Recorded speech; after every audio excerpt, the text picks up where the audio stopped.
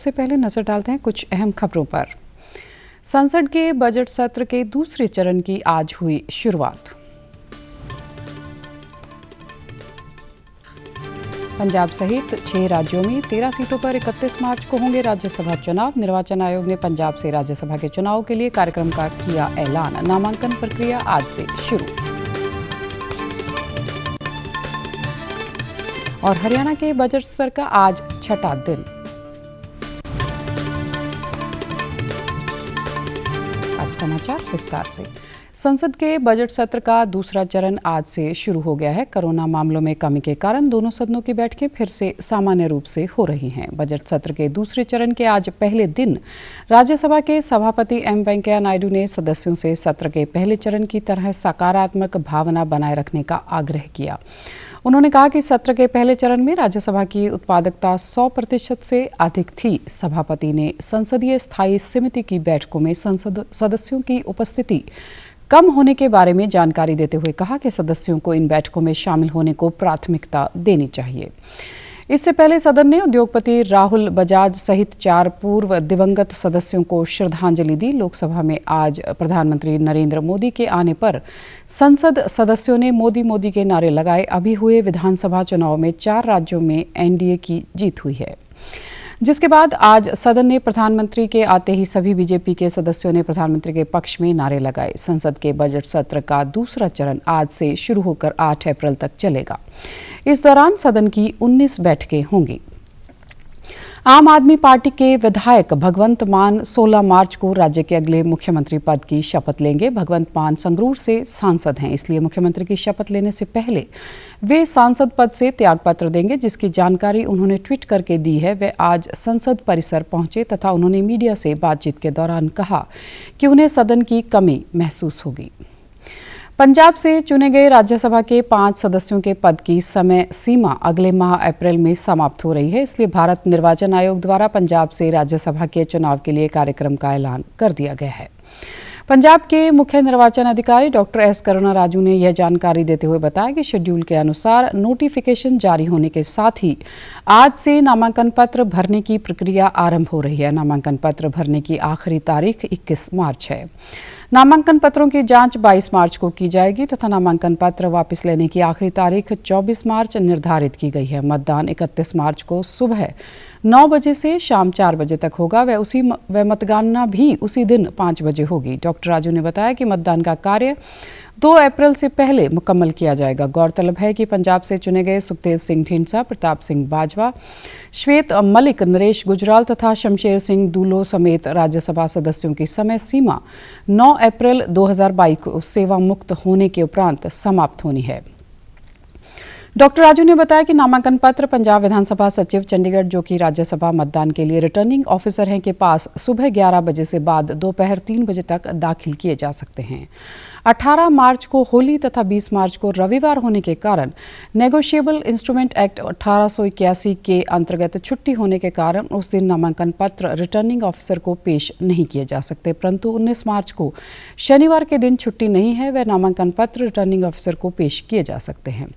उल्लेखनीय है कि पंजाब सहित 6 राज्यों में 13 सीटों पर 31 मार्च को राज्यसभा चुनाव होने हैं।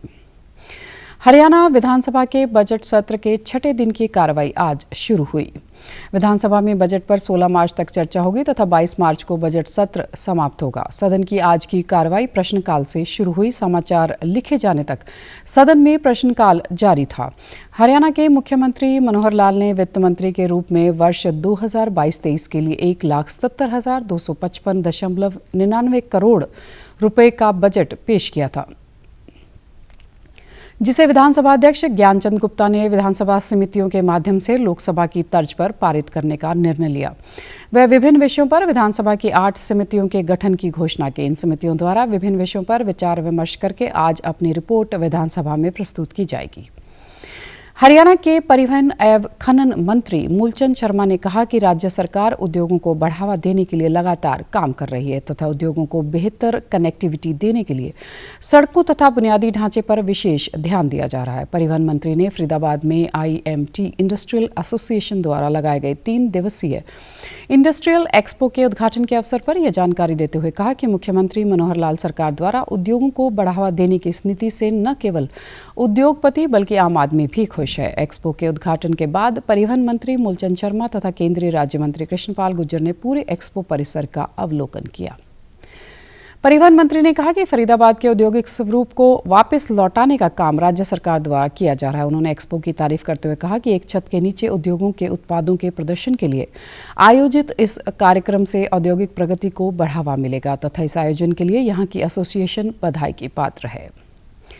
हरियाणा के खेल तथा युवा मामले मंत्री संदीप सिंह ने कहा कि देश के लिए अपने तथा अपने परिवार के प्राण न्यौछावर करने वाले शहीद उधम सिंह जैसे महान लोगों से युवा पीढ़ी को प्रेरणा लेनी चाहिए। खेल मंत्री ने कल कुरुक्षेत्र में शहीद उधम सिंह के शौर्य दिवस से संबंधित कार्यक्रम में बोलते हुए कहा कि शहीद उधम सिंह जैसे महान लोगों के दिखाए मार्ग पर चलकर देश तथा समाज के लिए निस्वार्थ भाव से अच्छे कार्य करने चाहिए।